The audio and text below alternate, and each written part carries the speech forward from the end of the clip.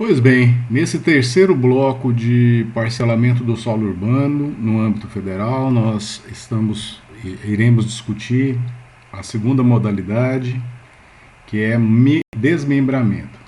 Então, a partir da definição legal de desmembramento, parte-se do pressuposto que não deve haver exatamente o que? A abertura de novas vias, novos logradouros públicos, prolongamento daquelas que já existem, ou seja, o desmembramento parte do pressuposto que a infraestrutura ao redor de onde quer se desmembrar, ela permite o parcelamento do solo, ela permite a divisão em lotes, sem maiores questionamentos. Então, nesse exemplo aqui, nós podemos observar uma hipótese de desmembramento em que a área maior ela permite aí, com a divisão desse imóvel que está identificado na imagem, o acesso por vias tanto de um lado quanto de outro, dentro de um contexto maior, que é dentro do bairro, dentro de um loteamento. Então, o desmembramento parte exatamente desse pressuposto e aí nós podemos observar que é uma situação mais simples do que loteamento. Razão pela qual as regras também são mais simplificadas. Tanto que, no projeto de desmembramento, necessário se faz que o interessado ele entre com requerimento junto à prefeitura correspondente e, quando for o caso, apresente certidão atualizada da matrícula, exceto nos casos de utilidade pública, e, ao mesmo tempo, concomitante ao requerimento e à certidão autorizada, apresente a planta do imóvel contendo a indicação das vias existentes e loteamentos próximos, ou seja, aquilo que ocorre ao derredor, o tipo de uso predominante do local que se pretende implantar esse empreendimento de desmembramento e a divisão de lotes pretendidos na área. Então faz ali, como a imagem anterior mostra exatamente o que se pretende. Nesse caso aqui, aparentemente, é a divisão em duas únicas áreas. Então, desmembramento permite situação desde que atenda a toda uma lógica jurídica que é o que? Não existia aí a abertura de novas vias e a existência de logradouros públicos como requisitos essenciais, ou mesmo que haja prolongamento de vias existentes, que não é o caso que mostra nessa imagem, não é a hipótese de desmembramento. Então, nós observamos que os requisitos essenciais exigidos pela Lei Federal do Parcelamento do Solo são mínimos em relação a essa hipótese de parcelamento. A observação que se trata nesse momento é de que naquilo que lhe couber, deve-se aplicar subsidiariamente as regras de loteamento para a implementação de desmembramento. Então, se não houver alguma dúvida, alguma lacuna a ser preenchida, dentro do trâmite, em especial do trâmite burocrático junto à prefeitura, se houver necessidade, de acordo com o caso concreto, de saneamento de alguma questão e as regras aplicáveis a desmembramento não explicar, não der uma solução adequada para aquela demanda, necessário se faz buscar e amparo exatamente nas regras aplicáveis ao loteamento. A outra observação é que poderá ser fixado requisitos de desmembramento de lotes decorrentes de loteamento, cuja destinação da área pública tenha sido inferior à mínima prevista para a zona. Então, é uma incumbência municipal exatamente definir o que deve ser, do que deve ocorrer, partindo do pressuposto já delimitado em nível federal, mas é o município que vai ter essa maior especificidade da matéria, daquilo que reputa mais adequado, e o desmembramento é uma das situações que devem ser observadas em nível local. Pois bem, feitas as observações devidas em termos de loteamento e desmembramento, desmembramento não tem muito o que acrescentar, exatamente envolve situações muito mais simples, muito mais diretas, sem maiores questionamentos. No entanto, é importante nós destacarmos exatamente a peculiaridade no que diz respeito à aprovação dos projetos de loteamento e ou desmembramento, conforme o caso concreto. Existem algumas particularidades que deverão ser levadas em consideração, dentre as quais para aqueles municípios que são cadastrados no Cadastro Nacional de Áreas Suscetíveis a ocorrências de deslizamentos, inundações bruscas ou processos geológicos ou hidrológicos correlatos. Quando nós falamos lá no Estatuto da Cidade desse cadastro nacional, nós observamos que existem regras específicas para a elaboração do plano diretor para esses municípios. Ou seja, municípios que estão cadastrados efetivamente devem ter o seu plano diretor. E vencido o plano diretor, o prazo de validade dele, necessário se faz a sua revisão, observando todas as premissas aplicáveis aí, inerentes à realidade exigida aí no Estatuto da Cidade, no tocante aos municípios inseridos nesse contexto. Então, nós observamos que dentro dessa particularidade, a aprovação do projeto de loteamento e desmembramento tem necessariamente que atender a algumas questões inerentes a essa matéria, o que não poderia ser diferente. Uma das questões que nós deveremos destacar é exatamente que o projeto para a implantação de um ou de outro necessariamente deve atender os requisitos da Carta Geotécnica. E nós observamos no Estatuto da Cidade que a Carta Geotécnica é um dos elementos, não único evidentemente, que vai nortear a possibilidade ou não da aprovação, não só da regularização fundiária, mas também da implantação de alguma forma de parcelamento do solo urbano, ou loteamento ou desmembramento.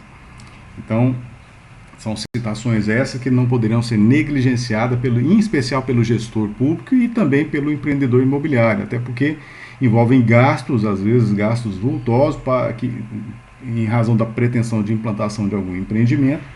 E a partir do momento que existe uma carta geotécnica que defina o que pode e o que não pode, efetivamente, numa situação como essa, o acesso a essas informações técnicas pode minimizar gastos com requerimento, apresentação de projetos, dentre outros elementos, visando a implantação de empreendimentos imobiliários em localidade que simplesmente é recomendável a não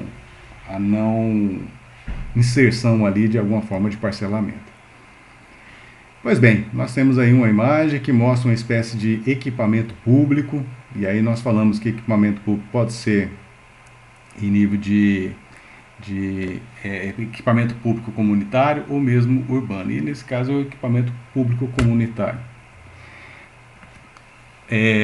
Então, dando continuidade à discussão a respeito da aprovação de projeto de loteamento, já falando aí das peculiaridades inerentes àqueles municípios cadastrados no Cadastro Nacional dos Municípios em áreas de risco, nós temos algumas outras peculiaridades, por exemplo, em relação a essa matéria, no que cabe aos estados.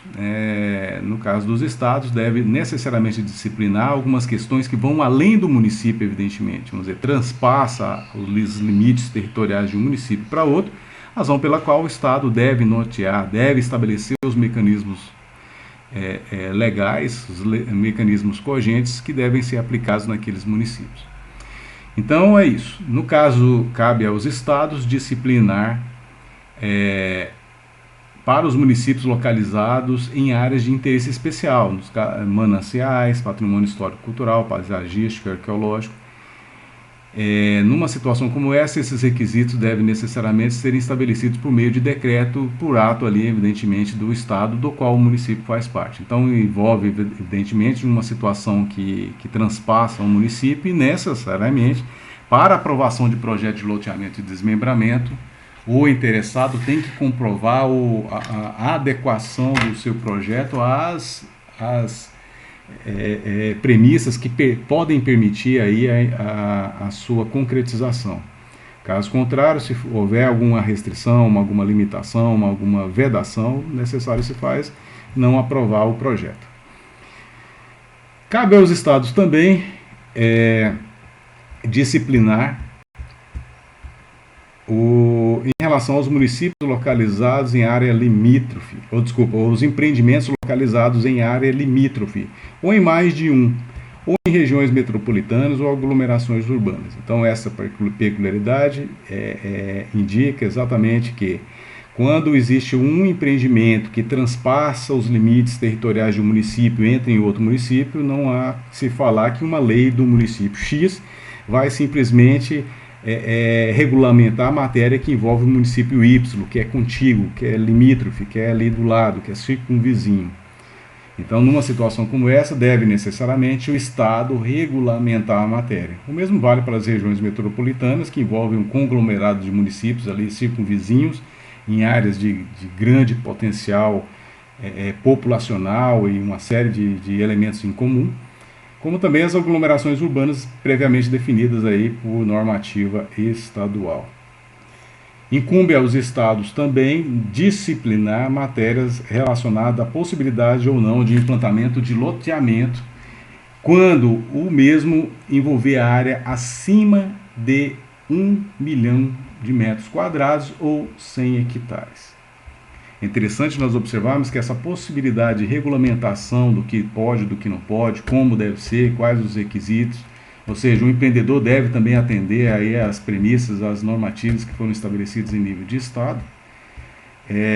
Quando a área é maior do que 100 hectares, necessário se faz também, além dos projetos voltados para a busca da regularização urbanística, é necessário também levantar a bandeira no sentido de que, eu não me recordo se eu já falei sobre isso, mas a implantação de qualquer empreendimento imobiliário necessário se faz o licenciamento ambiental, ou seja, é necessário também, além das licenças urbanísticas e ou autorizações urbanísticas, a licença e ou autorização ambiental, exatamente em razão da previsão formal, ou seja, textual, da resolução número 237 de 1997 do Conselho Nacional do Meio Ambiente. Então, numa situação como essa, os empreendimentos para tramitar tem que se suprir essas lacunas. Agora, o agregado de valor que eu coloco nesse momento é exatamente que os empreendimentos imobiliários de parcelamento do solo acima de 100 hectares ou 1 milhão de metros quadrados implica na apresentação do estudo de impacto ambiental e relatório de impacto ambiental. Então, numa situação como essa, nós deveremos observar exatamente que o empreendedor que almeja implantar algum empreendimento dessa magnitude, nós observamos que, deixa eu só fazer aqui uma pesquisa,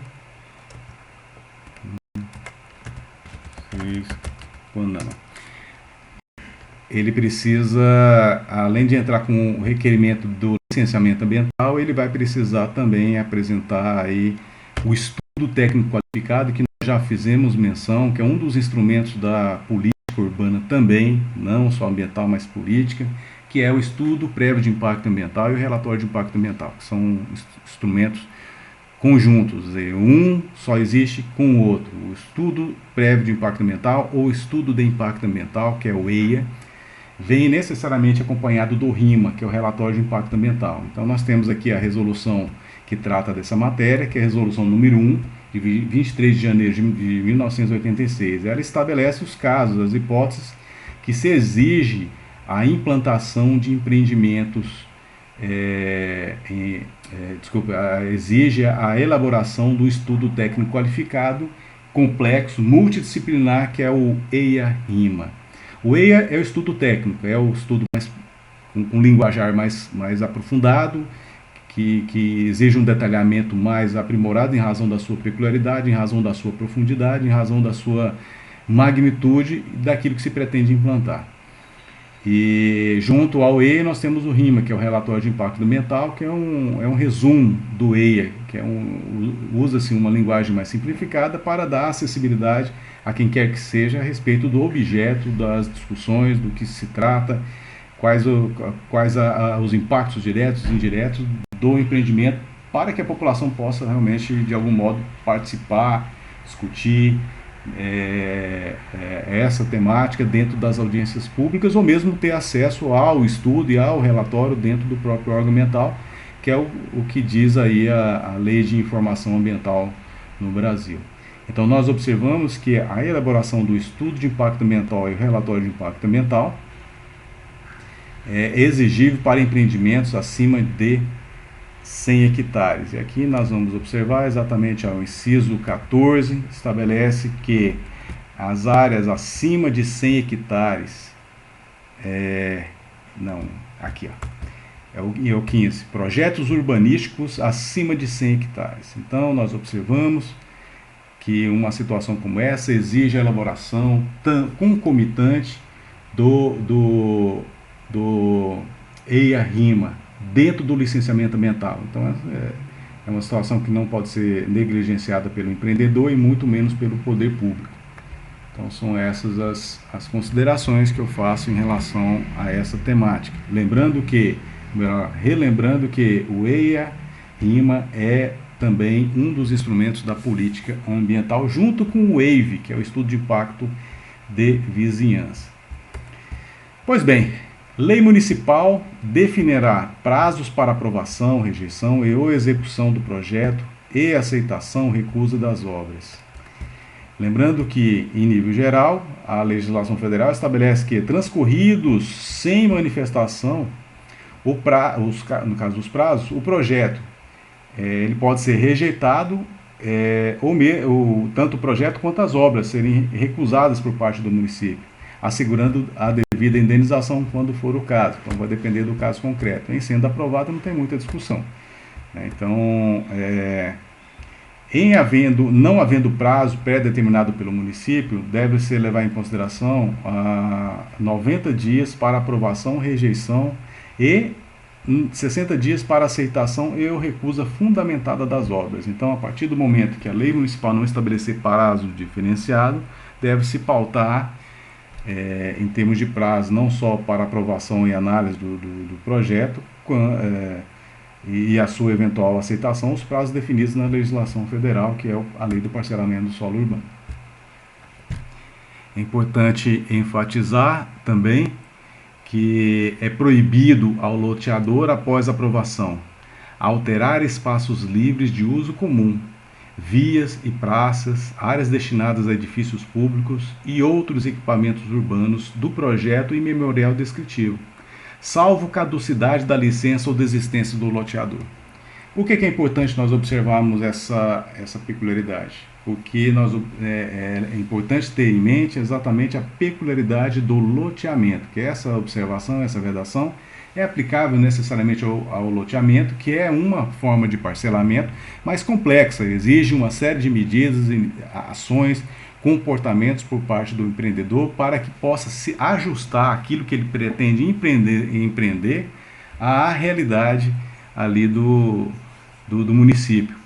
De modo que, a partir do momento que o próprio município já estabelece, já chancela, dá o aval ali para a execução do loteamento, não há que se falar em alteração daquilo que já foi devidamente aprovado, reconhecido pelo município.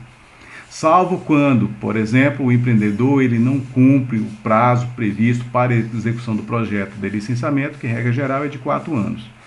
Ou ele mesmo desiste. Em situação assim, pode fazer com que quem vá assumir a responsabilidade de dar continuidade naquele empreendimento, que pode ser o município, como nós falamos, o município assumir esse ônus, e para assumir esse ônus, nós falamos até no instrumento de garantia, que deve ser dado aí pelo empreendedor para situações como essa.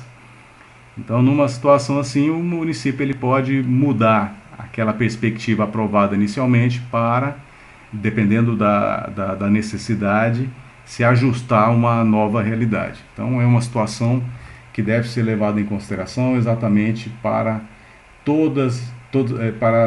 atingir aí o pressuposto maior, que é o controle estatal, né? Estatal, eu digo no sentido lato, que tem a incumbência maior aí o município como órgão de fiscalização e monitoramento de situações relacionadas a parcelamento do solo. Pois bem, próximo bloco nós iremos entrar e comentar situações relacionadas ao registro do empreendimento. Como que é feito isso, né? Como que por exemplo, aquele que pretenda adquirir algum imóvel, ele vai ter acesso às informações dentro do cartório de registro de imóvel para adquirir legitimamente aí um empreendimento originário de um loteamento legal, que é o que nós estamos discutindo.